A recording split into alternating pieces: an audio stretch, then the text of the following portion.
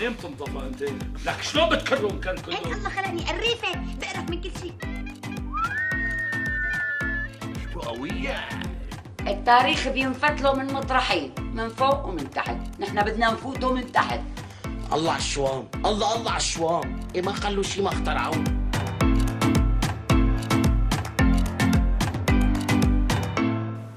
هاي مرحبا نور، مرحبا عمر. كيفك؟ هاي كيفك شيري؟ لا أولا رح نبلش. عشو اليوم بدنا نحكي؟ قصدي بدنا نصق حنك اليوم عشو؟ مال عصتليتو ما؟ ايه ضارب هالمسلسل كتير. شو رأيك فيه؟ هلا هو انا ما شفت النسخه التركيه الحقيقه مشان اقدر احكم عليها. يعني هو احيانا لما بتسمعي انه في نسخه تركيه او كذا بتصيري انه بتقولي انا بدي قارن وكذا. مبدئيا كفكره وكالوان وما بعرف شو اوكي منيح، بس بعدين كاحداث يعني انه كتير اوفر شغلات، يعني كتير بتضحك. وما بعرف انه في كتير هيك مواقف حسيتها ضحكتني وما عم لاقيها منطقيه، بس انه اتس اوكي لانه هو شوي تركي لنقول، فانه الخيال خلينا نقول مسموح شوي. مين حبيتي؟ ألما هلا ولا هي ابيخ وحده كل المسلسل. يمكن انا بالنسبه لي هي ألما، مع انه بحسي انه المسلسل كله بيدور حوالين قصتها. شو رأيك عريس بشار لما بشوف قصة الشيخ نجيب؟ ايش كان اسمه؟ كريم؟ ايه كريم. ما بعرف هي الضحكه المصطنعه ترى هيك ما بعرف، هيك بيعملوا سموم هيك على عيونها وهيك من فوق، خاصة مش عارفة هيك بيبي فيس بتعمل هيك بصير في أضوية هيك تشوفي الأضوية. ايه بس هو لا الاحداث كثير بطيئه، ومن اول ما بلش المسلسل انه يا الله يعني في شغلات انه بتحس انه لازم تنبقى البحصه بحلقه واحده، بتلاقيها بتلاقيها شي 10 حلقات.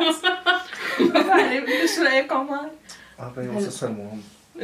لا هلا انا دغري شفت النسخة التركية، طبعا ما اعرف شو بده يصير من الآخر. لا تحرقي لنا الافلام، انا ما شفت انا شفته بس هو يعني كوبي بيست، بس مختصرين كم حلقة يعني، حتى الحوار بس هيك يعني. هو لانه بتركي بتعرفي بدبجوا هيك شوي على سوري، فهن بس هيك مغيرين من كلمة لكلمة يعني. مثلا ما بعرف يعني شو الكلمات مغيرين، انه نفس المعنى بس غير كلمة. يمكن كلمة شيري هي او ما بعرف. ايه يمكن بتقول لها حبيبتي، فبتقول لها انه هون شيري ايه بس شخصية فلك هي بحسها اكثر شيء يمكن داير عليه المسلسل شوي، يعني هي اللي عم تخلق احداث بالشر تبعها. بس انا ما بعرف ليش من ناحيتي كثير مستظرفة جوال، يعني يمكن ما حدا مستظرف.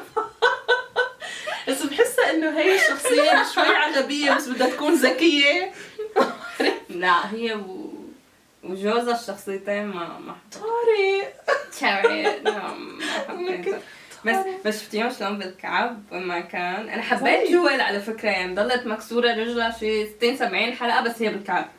ما شفتي هي تبع تمشي عليها مزينتها كمان، يعني كل شيء للأناقة يعني. ريش لا فريش يعني. قال شو ركض شو في مشهد انه ركضت بالكعب وهي مكسوره رجلها، على وقت بتكون عم بتخبئ عم بتشوفهم. لا هي لما فاتت على الاوتيل وراحت لكريم قال مشان يعني ايه قال هو لا سمع لا صوت ركضة الكعب لا ما صوت العكاز. قصة هيك اول مسلسل قال بيعرفونا عليه انه كريم شخصيه كتير ذكيه. انه كيف ذكيه وما قدر انه يحس انه في حدا بالغرفه وبكعب ولقوا طرشه الباب وكتير ذكي الحقيقه. هيك الذكاء بالحقيقه. في انا بيعجبني كمان فلا بتحسيها السيده الاولى تبع الكومباوند. ايه ما بيمشي شيء من امرها، بتحسيها يعني مننتهم انه هن قاعدين عندها ببلاش منه دافعين مدري كم مليون. قال يعني ايه وهن هدول الناس هدول نسوان الطراطيل كثير رايقين. مين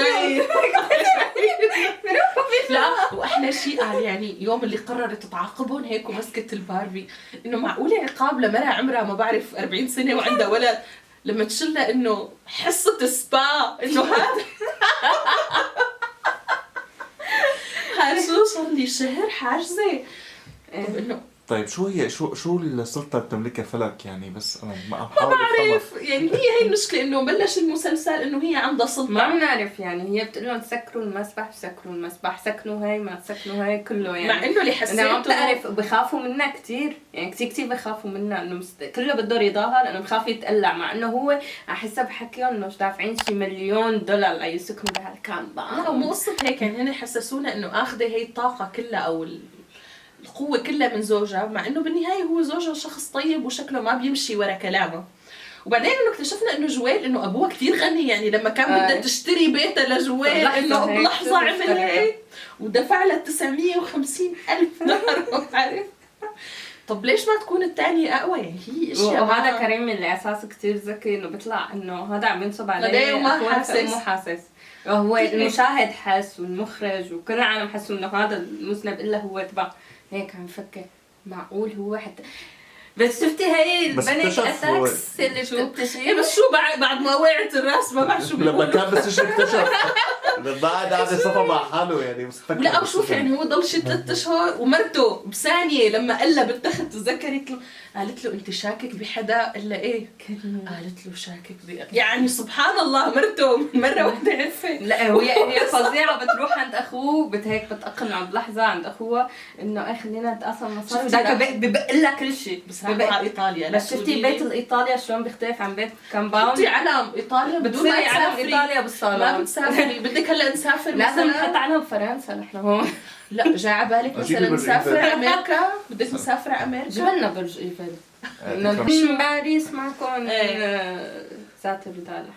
لا هلا هذا البرج شو بيلزمه لحتى نصير نحن بلبنان؟ هاد بس بنغيره. لا بنحط ارزه مثلا هون. بنحط عليه علم لبنان. انت شفتي كل المناطق السياحية اللي بيصوروها بتركيا عم يحطوا لنا علم لبنان، وشو بفوتوا صورة على ميشيل عون. ايه بالمخفر. انا يمكن اللبنانية مو معترفين فيه لميشيل عون والمسلسل معترف فيه. انت شفتي هالدور الفظيع تبع صاحب يعني عن محقق؟ المحقق والمحققة انا حبيت انه هن قاعدين مثلنا وعم بيسمعوا. محقق بس بوشاش. عنده شغلتين بيعملهم، انه بيوقف هيك على الطاولة بساوي لك شاي. ايش شو صار، وعنده قلم بيمسكه يعني بتحسي الدور لما عطوه اياه يمكن ورقة وقالوا له يعاد هيك وبس هيك. وفي مرة يمكن هيك المخرج انه بتحسي حب يعطيه مساحة، راح على بيته وصار عم يطبخ بيض. انا قلت هلا رح يفرجونا حياة المحقق ورح تبلش يعني عكس تاني، عرفتي؟ ما بلاقي الا انه خلص هو بس طبخ البيض ورجع على المخفى يعني انه يعني لشو لزومه؟ وهي هالبنت بس هيك بتطلع فيه هيك قاعدة بتقول له معقول هالبنات شو شريرات؟ بس هي دورة. معقول. انا حبيت الصبر يعني اللي بهالمخفر، يعني بالعاده اللي احنا عنا هذا بيجي بدقوه كفين بكون كارر كل شيء، إن هدول لا ايام وسنين وعم يحققوا وعم بيسمعوا القصه بكل تفاصيلها. بس شلون جابوا كل هالتفاصيل يعني؟ انا المشكلة مشهود دي ما مديرة كانوا. مدرسة. المشكلة أنا بس بعرف إمتى لقيت وقت ويلي بتعمل لهم المناكير هلا بنقول هي على اللي بتفوت على بتعرف قال هي بغرفة نومها شو عملت وتفاصيل قال شو، يعني بيجيبوا لك التفاصيل ما بعرف من وين جابوها. بس على القليلة بنقول هدول اللي بتفوت تعمل مانيكير وكذا هن الحشريين وبتفوت على بيوت وكذا، بس مديرة مدرسة للتاتي عجاني أنا ما شفت يعني. طب من إمتى إجاها الوقت؟ هي بتعرف تاريخهم هن وصغار. طيب وهن الكبار عم تحكي لسه ليش نريفيو بنفس هذا الكامباوند؟ ما كان هو قبل كامباوند، هو كان شغلة تانية بس شكله لا نحكي لك القصة. هدول هن شلون رفقات يعني. يعني كانوا رفقات وصغار بالسكول، تعرف لانه بالمسلسلات بالإيكول. بالايكول رايحة شي من مدرسة داكو برج ايفل رح تربوه. مدرسي هن بيقولوا بالايكول كانوا رفقات. فهن يعني 3 شريرات الا إلما الملاك يعني. فهي كانت بتحب طارق اللي هو هلا جوزها لجويل. قال بدهم يفرقون عن بعض، بيروحوا رحلة على الليك ما تنسي يعني بحيرة بالعربي. بيروحوا رحلة على البحيرة فبيقولوا لها تعي نروح نسبح ونشلح ثيابنا ومدري شو. فقال بيروحوا بيسبحوا بيشلحوا ثيابها بعدين بيطلعوا يتركوها بالمي وهي ما بتنتبه. سبحان الله انه هن طلعوا واخذوا ثيابها. ما بعرف بكون غطسة كتير طويلة بالاعماق ما بيجي الاستاذ بيجي الاستاذ بيقولوا هاي هي بلا ثياب والاستاذ معه اكيد في شيء. بس انا لاحظت شغله بالمناسبه على الاستاذ، يعني هو وقفوه عن التدريس لانه اتهمته بيدوفيليا انه هو مع طالبه وهو كان مظلوم، بس طلع بعدين بيحب فلك مو انا. لا غريب يعني. ايه طلع مشنك على فلك. بس ما بعرف هو شو بيصير بعدين. بتزوجها بتزوجها شكله لفلك، ما شكله هيك. هلا ما شفنا ليك بعدين. حتى ايه لا عم يبعث لها رسائل انه كل مره بيهتم فيها وما بعرف شو. لا ما بيتغير شكله، بس بالصغار جايبين بنات صغار ما بيشبهوا الكبار ابدا، بس هو بضل هو. لا يعني تغير، هو غيروه حلوه صار احلى. حطوا لما له كبر شوية شيب. ايه صار احلى. بس انه المهم هي بتتدمر نفسيتها، تحاول تنتحر ما بيقلعوها من المدرسة. بتقوم مدري شو بتجي شغلة ببطنها ما عم بتجيب اولاد. مأساة كبيرة ايه بعرف. بس خلينا عند الأستاذ. أنا هيك انت حبيته في شغلة شلون بيحكي هيك بيعطيك المقدمة هي بصوت كأنه دعاية، سمعتيها وبتكون عم يحكي بتحسي شغلة قاعد ترسلي. الحياة بتكون مدري كيف. ايه بتعلمنا اشياء كتير. ايه بس مو دايما الخير بينتصر على الشر. هو هيك راوي هيك انه ايه. بس هيك ما بعرف شلون لا بس هو المسلسل كتير يعني انه انا صرت انه اتوقع بالمسلسل مثلا نقول هي كانت رايحه الما بدها تحكي مع حدا شي خبر مثلا مثل قصه انه بدها تخبره لسامر المصري بالمسلسل انه مرتك ما عندها البيت. شي 4 حلقات هي بتوصل له وبتجيها شغله يا بتجيها قيصريه يا بتجيها يعني الصدف بالمسلسل انه اكثر من ما عندها لازم. شو. هلا خلينا بمشهد طلعت ألما من المشفى. لا هي تخرج هي الجامعه. عرفت تقول هي وهدول المرضى يعني انه ما بعرفوا هن المرضى عن جد. عم تتذكرها ما بيعطونا فلاش باك انه وحده قال شو انقذتها من الانتحار، وحده بتحسيها هي يعني هي السبب بحملها، هي بس اجت لعندها وقالت لها انت حامل مبروك.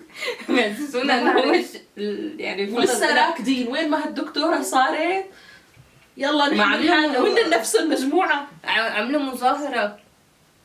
مظاهره كمان إيه، لما شو اسمه وقفوه عن الشغل. لا بس فظيعه عن جد. هي هيك شغلت هي الدكتوره بعدين والموظفة شفتيها معها. شلون بالساعتان والكعب تشتغل بقلب يمكن يا ستي الأناقة. يا ريتني اشوف هيك انا حدا من انق شو اسمه. انا ما عم بفهم عليك يا ماما. طيب تبع معلش. السجن احكي لها تبع السجن لما انت كنت عم تقولي جمله تبع انه الدكتوره هي شو ما كان بيجيبوها كملي تبع ذكرتني بنقطة كتير مهمة. لا يعني لا عن جد تبع البانيك اتاكس. لا بس اتاكس يعني انت بتعرفي انه لما تفوتي على السجن في دكتور سجن هو اللي بيداوي المرضى لا يعني. سوريا ما عندنا هيك شيء بس انه اوكي. بس في على القليلة خلينا نقول شوي هي دكتورة نسائية. طيب حطي هي المعلومة هلا عجنة. فات الاستاذ كريم على المستشفى وداخل هي قبل ما تفوت راحت للدكتوره تبع السجن قالت لها بس بدي اقول لك فات على انه السجن. ايه بدي اقول لك انه هو عنده كذا انه حالته عم تقول لها انه عنده بانيك اتاكس ما بعرف شو صار له هالبانيك اتاكس بالليل. طب انت دكتوره الثانيه قال لا اتصلت على الدكتوره النسائيه شحطتها من بيتها وقالت لها انا جايه وشو اجت عملت يعني انت بتفكر انه عملت شيء كثير مسكت له ايده هيك ده اول شيء دائما بتعمل هيك خذ نفس بتولدوا طب الدكتورة الثانية دكتورة شو يعني لحتى ما قدرت تعمل هالحركة. لك متدربين. لك لو تجيب واحد من السجن معه محبوس بنفس الغرفة والله لا وقال هو ارتدت دمويته كمان ما كان معبق كان ما نحسنا. قال عم تقول له انا ما رح اتركك.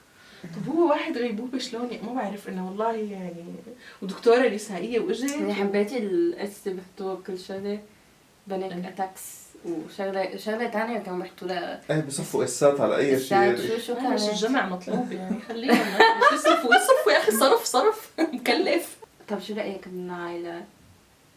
هلا نايلة ليكي انا حسيتها اول مسلسل بلشت منيحه بس بالاخير هدول الانفعالات تبعها حسيتهم انه صاروا كتير اكثر من يعني اكثر من لا هي لازم. انا اول اسوأ مره بشوف فيها ندى ابو فرحه. لا بس هي اضبط شيء فيهم انا ملاقيتها يعني ما بعرف. هلا ليكي اضبط شيء انا حسيت دماغ انضربت مع اني اوريدي يعني انا كلها مو حابه تمثيلهم بس اضبط شيء يعني على الاقل مقنعه بهذا الشر او هلا ليكي لنكون انا مثلا ما بعرف نتفق سوا انا اسوأ شيء بالنسبه إلي هي كاريس بشار يعني ايه تعابير وشها تقريبا نفسهم من اول المسلسل لاخر المسلسل ما في ولا تعابير ويا دوب الحكي عم يطلع معها.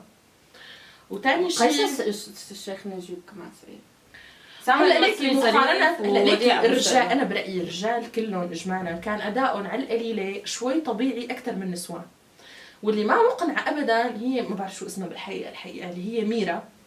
أنا بحس كأنه نور علي. ما بعرف إنه حسيت كأنه هي فرصة عمرها بهالمسلسل وكل شيء حطته بهالمسلسل، انفعالات على ضحك على فرصة عمرها اللي ضيعتها يعني تقريبا. فرصة عمرها اللي ضيعتها. أنا هيك حاسة يعني هو الدور كان حلو على فكرة. كثير في اوفر هذا بدي اقول لك يعني حطت كل شيء عندها يعني انه مثلا بالقله الفعلي شويه بتنفعل كثير، بتفكر انه هيك الدور رح يطلع مثلا دسم بس هو لا عم يطلع مشرشح اكثر. عرفتي شو قصدي يعني؟ حتى هذيك المره عم اشوف على الفيس انه منزلين انه واو والله نحن خوفتنا، بس انا ما خوفتني لانه انت بالطبيعه ما بتعملي هيك لغرسون مشان تشوفي. يعني شو بدك بينزل على الفيس؟ طب انت رايحه انه حسيتها حركه لولد صغير عم تعملي له هيك عرفتها. هي شو مدربة شو بس؟ البيلاتس. هاي ما عرفتها شو هي البيلاتس، يعني الصراحة دورت بكل لغات العالم على الانترنت لأعرف شو هي الرياضة وما عرفتها، بس هي مدربة بيلاتس. احنا ولا مرة بنشوفها انها بتعمل رياضة، بس بنشوفها طابة جنبها بالبيت، بس هي على اساس بتدربهم للنسوان الكاميرات. بس هلا ما عاد تدربوا سبحان الله، صار لهم سنين بيتدربوا هلا ما عاد يتدربوا ولا يعملوا شيء. وقفوا. ما بقى ينوثق بمدربات البيلاتس، عم يشفطوا الرجال بالكامباوند. يا سلام. شو كمان؟ بس المشكلة انه بهالمسلسل انه بتحسي عم تطلع شخصيات بلا طعمة يعني في هذا الاستاذ اللي بحبها لجويل، هذا كاتبين على الفيس انه قدم دور تاريخي. انه شو الدور التاريخي؟ هو لابس بيعمل برنيطة من شباك لشباك بيعمل لها هيك. هن كلهم بحبوه بنفس الطريقة، حسيت بيعملوا هيك. انت شفتي كمان لما بيعصبوا كلهم مثل يكسروا بنفس الطريقة كلهم هيك. وهي السكين هي ضربت. على سيرة لا منطقية، انت اذا حدا بده يعمل لك ايكو للبوبو ايه شفتيها ألما شلون وين حطت هي دائما بتحط الكريم هيك. هون حطت الكريم وعملت هيك بين معك الولد. هلا هو يعني منطقيا لو ما بتعرف ابدا ولا داخله على دكتوره نسائيه بحياتها، يعني ما بتعرف انه الرحم هون تحت مثلا هون بيكون البيبي بتغير عن جديد المكان، ما بتعرفي يعني على الكعب، يمكن على الكعب بيطلع شوي متعوده يكون اعلى. طيب ازياء بالعياده لألما شو رايكم فيها؟ واو بالستان بالسواريه. واصلا الساتان يعني انا ما بفهم كثير هلا بالموضه، بس انه بعرف انه الساتان منك ماشي شتويه، يعني حتى لو لبست فوقها انه شيء هي للسهره. ايه بس منها ما عمرها ما كانت ماشيه شتويه، يعني كثير بتبرد حتى لما بتشوفها بتبرد. في بالكومباوند والعياده مكيفين. لا وشفت لما قال كمان هي لقطه حلوه حبيتها من فلك، قال اجت قالت لها انه سكرت لها هذا وين الممشى اللي بتروح بتعمل فيه رياضه، هي الغابه اللي من ورا عرفتها اللي بالكومباوند. هي انه سلطان سكر البارك. قال احلى شيء انه هدول كمان بلبنان، انه بلبنان في باركات. قال لا يعني وصلت لبنان بتجي شو اسمه صالون وحاره يعني. لا مشكلة بتجي بعدين هي فلا ألما بتحكي مع هذا الأستاذ بتقول له يلا هلا فاضيين، حتى الممشى هذا اللي كنت عم بركض فيه سكروا ما عاد، يعني على أساس لبنان كلها ما فيها غيرها. طب بدك تلعبي رياضة اطلعي لبرا واركضي بالشوارع يعني. لا وكيس هالزبالة كمان اللي اللي ضلينا 7 حلقات اي كيس زبالة هذا تبع جريمة، هذا كيس الزبالة في ادوات جريمة. شو هي الجريمة التافهة؟ انه فلك قال بدها ترجع هي كريم جوزة الفطور ضمير، هي الجملة اللي قالتها اياها سلمى المصري. هي نصيحة سلمى المصري. بتروح قال هيك بيم تكسر قال شباكة، وين جهاز الانذار وبتخبي الكفوف والجاكيت الاسود والبوت ومدري شو. ليش انت حتى عارف الحرامي شو لابس؟ وبعدين الشباك بيطلع له DNA، يعني اذا ضربت هي بالشاكوش لعندها بالبيت بدون ما تلبس كفوف شو المشكله؟ ما بعرف. المهم هي شالت المطرقه شو اسمها، المهم هي شالت كل هاد وحطتهم بكيس مع المطرقه. هن حسسوك انه هذا الكيس كتير مهم لدرجه انه الكيس ضل شي 5 ايام ملحوش جنب الباب. والرايح والجاي عم يشوفه، بس لما صار الكيس قدام الباب صار الكيس مهم. وبتعطيه للخدام، يعني هو لنفترض انه اداة جريمة كمان ما هن متعاملين معه بالمسلسل، بتروح بتعطيه للخدامة عشان هي تكبون وما تنبري انت تكبيه. لا وسبحان الله يعني طول عمرها الخدامة بتطالع الزبالة، الا هالمرة هيك طلع لها الخدامة تترك الزبالة بنص البيت، يعني شوف كيف يعني. شو رايكم المشاهد البوس بالمسلسل اللي صارت ترند. استغفر الله.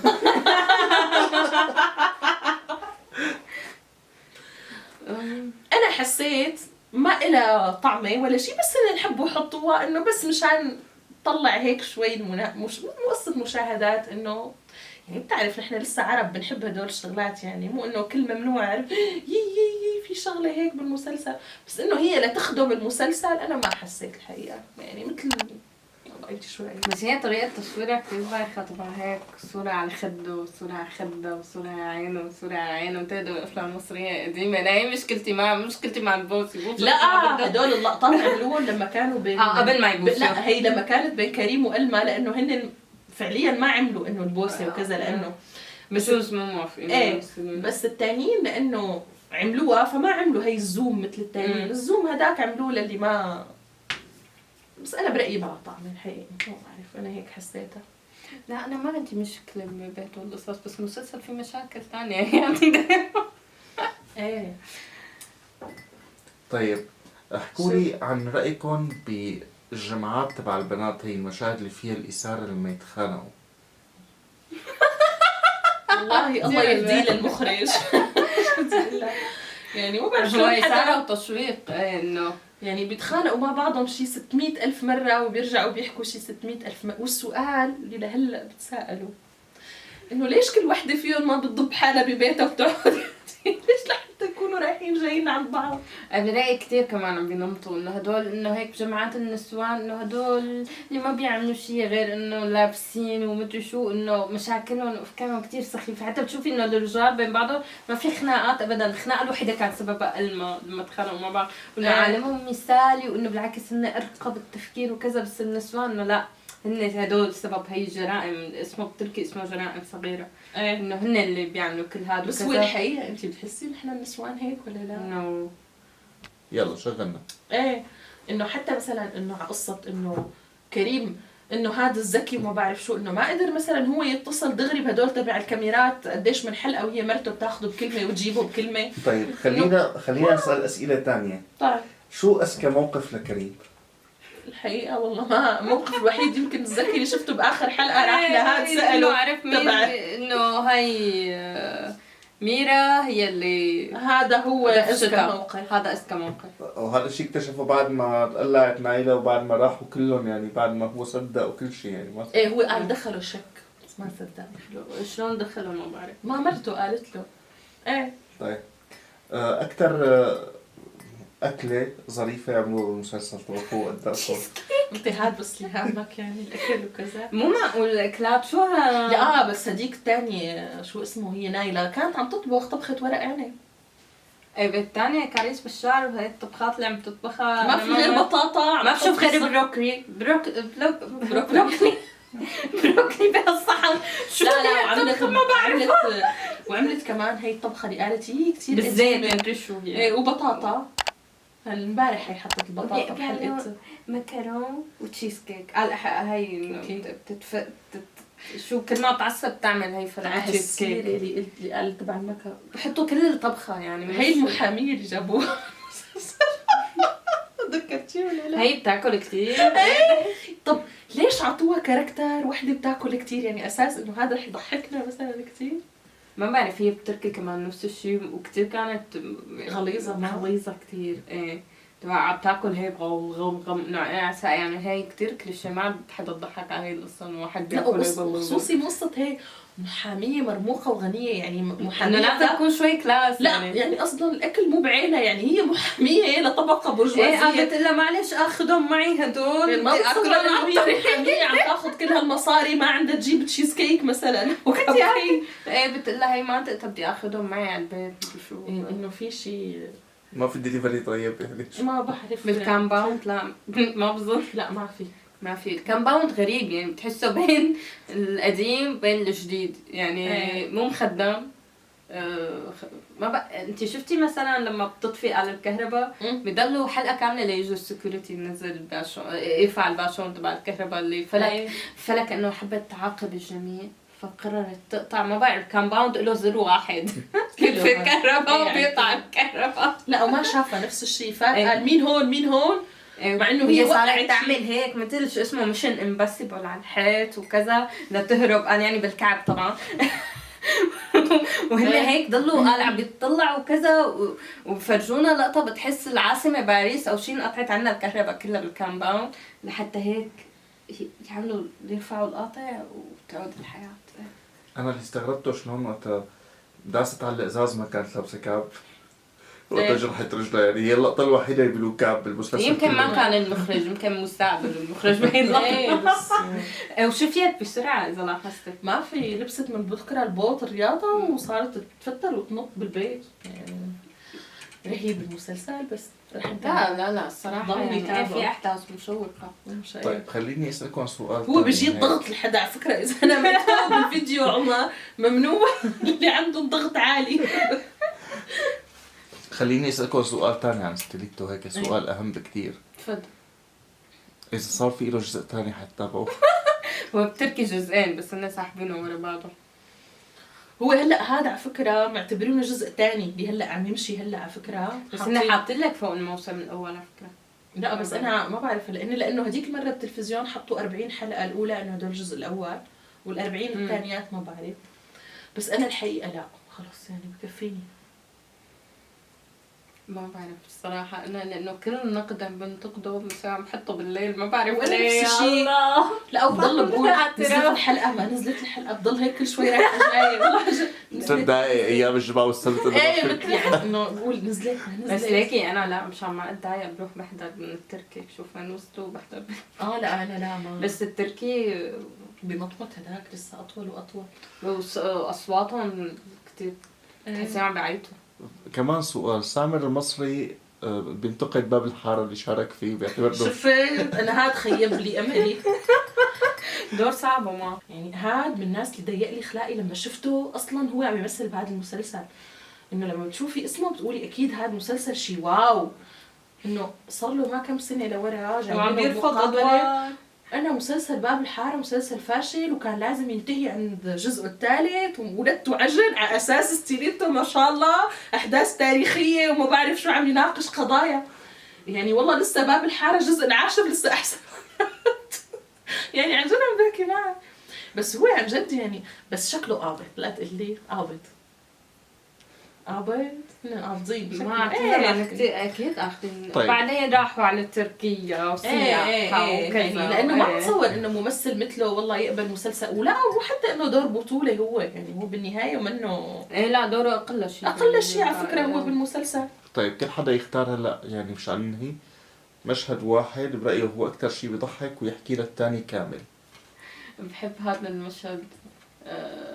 هي وعم تزت هي الباربيات بدها تنتقم منهم تبع هيك بترفع انا ما بعرف على شو مصنفتهم للباربيات انه مثلا فكرت وحده شقره وحده كذا. ما لا مبلا مغيرين الوان شعر بترفعها هيك لفوق. بعدين بتعمل لها هيك بتزتها بعدين بتجي لعند ألما قال هيك بتحطها بالبيت. ما بعرف ليش انه ما فهمت يعني هي بتحبها ما بتحبها ولا طعمية الخازوق بعدين ولا شو ما بعرف. هلا بس حطيتها بالبيت. بالمواقف اللي بتضحكني هلا هو مو موقف واحد بس هو قصه يعني انه قصه نايله وشغلها ونجاحها هي كثير موضوع كثير. أمر يا بيحبطني يا ما بعرف شو. انه مرة من وقت ما تخرجت صار لها 40 سنه منحوشه بالبيت فجاه بتروح بتشتغل مع كريم شهرين. لأنه الستاج حدا بيعمله بحياتها العادية. ما شاء الله تذكرت كل شيء. لا وفتحت شركة وصارت تاخذ زباين يعني جرعة أمل لا تقلي يعني لا أنا بحب لا تيأسي أبدا يعني. بأول لقاء إلها مع إنه المفروض بزنس مان وعم بيحكوا كثير شيء كذا فإنه هو ليش بيعجب فيها بيقول لها ابني مريض تقول له شربوا سهولات مع العسل. فهو هيك بحسها انه واو لا هاي اكيد بدي شاركها بالمشروع اكيد حتنجح. ما شفتي لقطة شو بتعلق اول طالب عليها؟ نايلة ست بيت. نايلة ست بيت ممتازة. مشان هيك بتفهم التانيين. لا مو قصة هيك كمان انه راحت هي والتاني هداك اللي كان معها بالشركة عمشان يقابلوا هذا الرجل الاعمال الكبير وكذا انه صار له فترة ما عم يلاقي المشروع اللي هو بده اياه وكذا فبيقول له خلص نحن بنلاقي لك مشاريع. داك الثاني مع انه صار له سنين بالشركه يعني هو اخذها معه مشان تتعلم. بتقعد هيك بتقول له طيب انا عندي فكره مشروع انه ليش ما بنعمل مثل هي، عرفتي انه مثل كومباوند، بس كومباوند هيك بيستعمل انه كل شيء اخضر وطبيعي الفكره هي صار لها 50 سنه بالحاله. فهو شو بيقول لها واو رح استثمر بهذا المشروع. عجبتني الا الفكره وراح يعني سبحان الله كل مصاري اللي صار له سنين عم يجمعه قرر يحطها هيك عن جحشنة كان عم يجمع المصاري. يعني شلون ربح وزورات وعسل يعني لا كتير يعني انا المشهد لعبته 6-7 مرات الصراحه بضحك. كانت اول مره بعرف انه كاريس بشار بتخاف من قطع الكهرباء وقت قطعت الكهرباء وما بعرف شو صار. لا انت لما بتقطع كهرباء بتروحي بتردي على الشارع يعني اللي هو معتم اكثر. لا وبتركض على الشارع وعن جد يعني قلت مثلا ليكمل مشهد الرعب رح يطلع لها شي كلب شارد عم بيعوي هن قالوا هيك بتلاقي فهديك مرة عم او شو ذئب مثلا عم يعمل لا بيطلع لك قيس الشيخ نجيب. قالوا وقتها إفيه انه الناس قال يا ريت والله نحن بس تنقطع الكهرباء بنلاقي قيس نجيب عنا. لا وبعدين ما تطوي بالموبايل، ما عندها شمعة ما عندها شيء. لا انت على الحظ ما شفتي يوميتها موبايلها كان 1% وقطع. انت سبحان الله. بعدين هي المفروض بلبنان المفروض تنقطع الكهرباء يكون عندها شمعة ليد شغلة. لا واجت هيك بتعمل هلا ضحكتوني. حط لي اياها هي بعدين بالمونتاج لا تنسى. قال لما قيس شيخ نجيب حب يهديها قال مسكها وصار يغني لها هي الغنية بالانجليزي يا ريته ما غنى. شو هي كانت تغني؟ وهي صارت تعمل هي توينكل وهي صارت تعمل هيك فظيعة. هي لازم تبقي فيها مغنية كامل يعني مغنية كاملة. هيك بس واحد هو بيغني وكثير معفشك يعني الغناية تبعه وهي قلت له رح تجي الكهرباء ما رح تجي. شفتي بس شو هي؟ ايه انت اذا جابوك كاستيتو الجزء الجاي بتقولي لا؟ انا؟ انتوا اثنين إذا بدهم يقعدونا بالكامباوند ولبسونا كعب أحسن شمال بروح. لا ما بحط حالي انا هيك. بعدين بيجوا وحده تنتين ثانيات مثلي انا وياكي يتمسخروا علي. أعداء الشهرة. لا هلا يقولوا عنا بس لا انا أعداء النجاح. لا الحقيقه انا الحقيقه لا أنا أشترى وبعد لا ما الحقيقه اذا اخذت الدور مثلا يمكن باخذ دور هي مساعده على ريلي خفيف نظيف ما بعمل شيء غير بعمل هيك بعيوني. ما فيه مجهود كتير. حتى التياب نفس التياب من اول المسلسل لهلا. وبين الأربع بنات مين بتاخذي؟ لو فرضنا بدي اخذ هلا ليكي يعني ما بعرف يمكن باخذ بتصدقي يمكن باخذ جوال. ما باخذ فلك كتير بحسها شريرة يعني. جوال احيانا بحس لسه في شوي عندها طيابع هبل. جوال كتير شرانية ما بحب انا هالدور الشر هيك لهالدرجة يعني. لا باخذ جوال. فلك سوري باخذ فلك. لا انا باخذ جوال. بس انت ما قلت لنا مين اقرب وحده لإلك بتحسها بهدول الاربع نسوان يعني انه وجهه نظر انه مثلها يعني ممثلة بين الشباب مين لا قصدي بالنسوان مين اقرب شخصيه هيك بتحسها انه قريبه على القلب كاركتر هيك يعني كممثلة ولا كشخصية؟ كشخصيه بالمسلسل. كشخصية بالمسلسل يعني هي جوال. شفت بس كممثلة ايه. لا ديما أحسن. ايه. ديما قندلفتها. شكرا شيري على هالقعده. شكرا ميرسي. على الشايات بردوا هن بس شكرا. يلا طلعوا التشيز كيك. ايه يلا رح اجيب لك المره الجايه معي مكاو بتطقك الحنك الجاي. يلا باي باي. باي